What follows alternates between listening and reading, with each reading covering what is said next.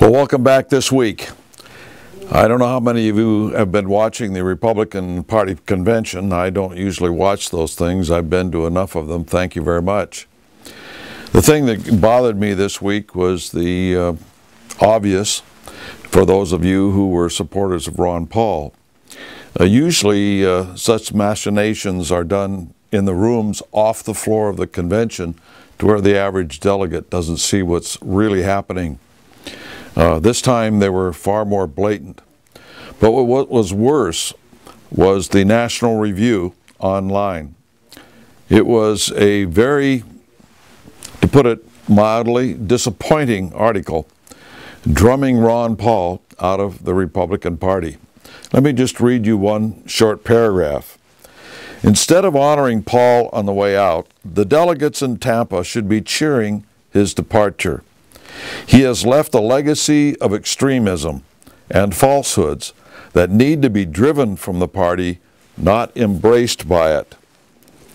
Then it goes on and reminds people that William F. Buckley and the writers at National Review had drummed out the John Birch Society from the Republican Party back in the early 60s. Well, the John Birch Society never was part of the Republican Party. Many of our members were involved in the Republican Party and are involved in the Republican Party. They are also involved in the Reform Party and in the Libertarian Party and a few even in the Democrat Party in some areas where there are pockets of conservatism that remain. But the idea that the John Birch Society is a political organization, we are not. Our members are. That's their own business, not ours. We never recommend anybody for office or support them or anything of that nature, even if they're members of the John Birch Society. But this was a very vicious article aimed at Ron Paul and also, as a reminder, the John Birch Society. It was written by Janice M. Fly and Evan Moore, who work for, in fact, she's the executive director of the Foreign Policy Initiative. Now, Ms. Fly just happens to be a member of the Council on Foreign Relations, the One World Order kind of organization that we've had trouble with ever since it was founded in 1920. She's sort of the fly in the ointment, if you don't mind me using that that quip. But at any rate, the initiatives has 4 members on the board.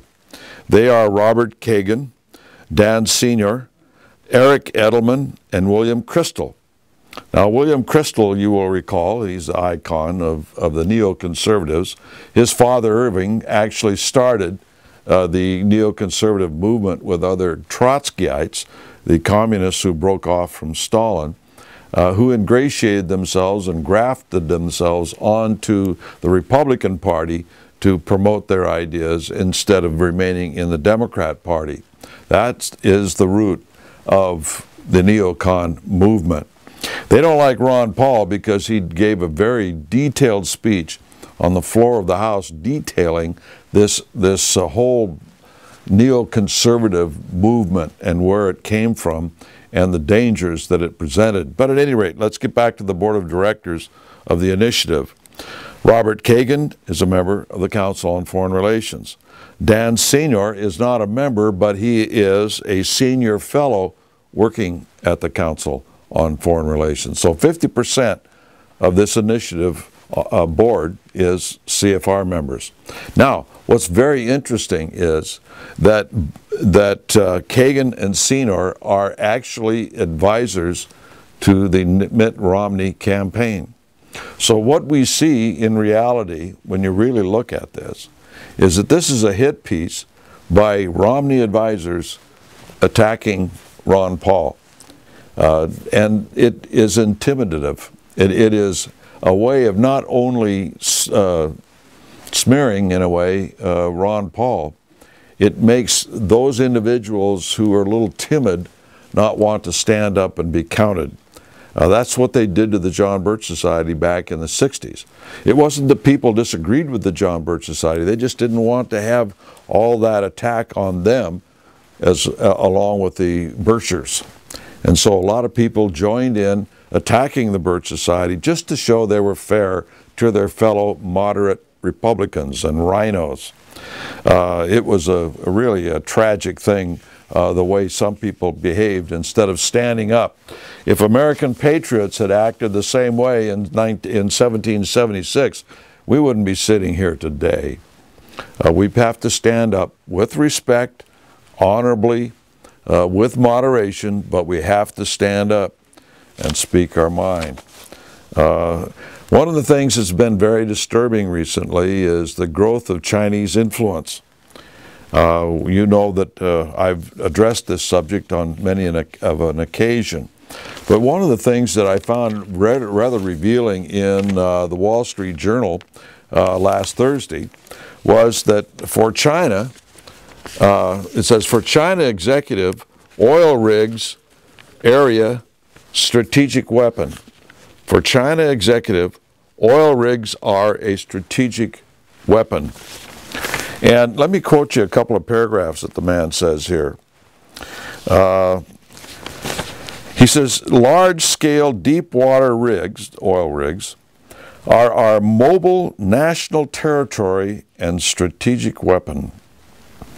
And so what he's trying to get across is the concept is if we start drilling these oil wells further and further out into the ocean, that becomes our territory.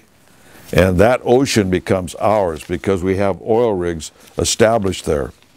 You know, people don't think about that when it comes to our oil rigs in the Gulf and the attempt to shut all of those down. And the more we shut those down, the less influence we have in those waters. Chinese, they understand that. So they're doing the reverse. They're building more and more oil rigs, not just to get the oil, but to establish sovereign territory.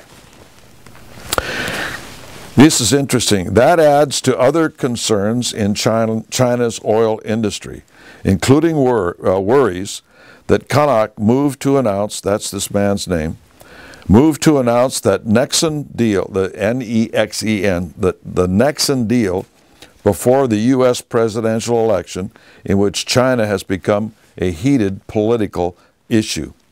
In other words, there's this issue going on in the presidential election over Chinese business deals.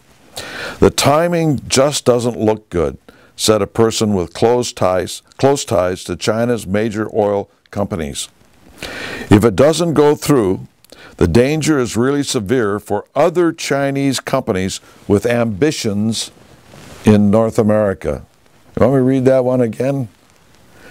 If it doesn't go through, this business deal, the danger is really severe for other Chinese companies with ambitions in North America. You see, business, we think of it just as business. The Chinese Communist government looks at it in a different light. And when they use the term ambitions, they're not talking about making money. They're spending money.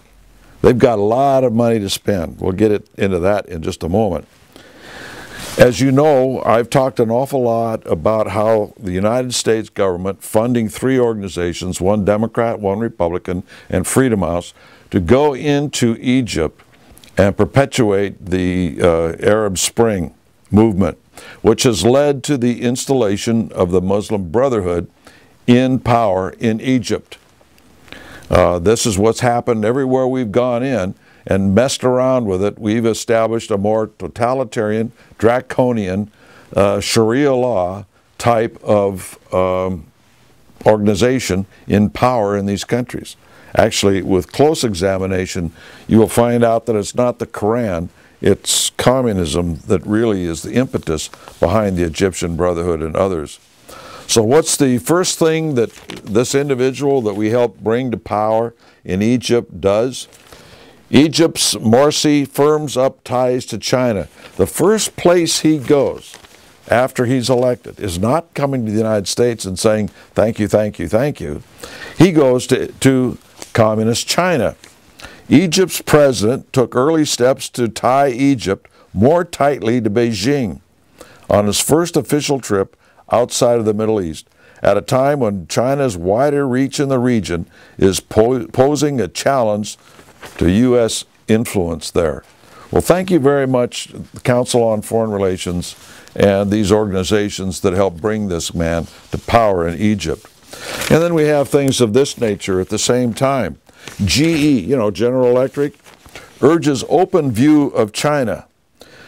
Top executives of General Electric Company, one of the world's largest companies, are urging companies such as the U.S. and Australia to open up their doors wide to Chinese investors to help boost financing for critical infrastructure needs. These people just, GE never learns. GE was very instrumental in helping build up Adolf Hitler through the Swope brothers before World War II. They had the same attitude. We need to invest in Germany. The government there is a little totalitarian, but by golly, they've really turned the economy around, and there's money to be made. Well, now there's money to be borrowed.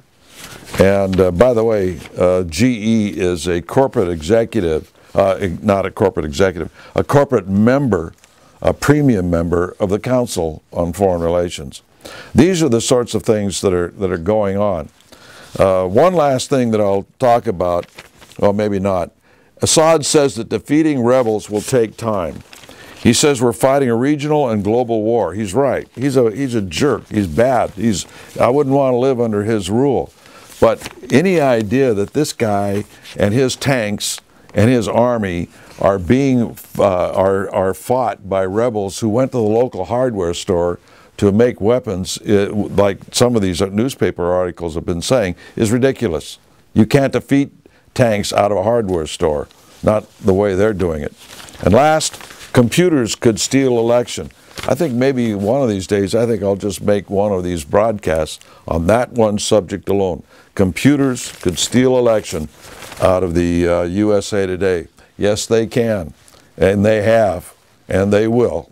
Until next week, we'll see you then.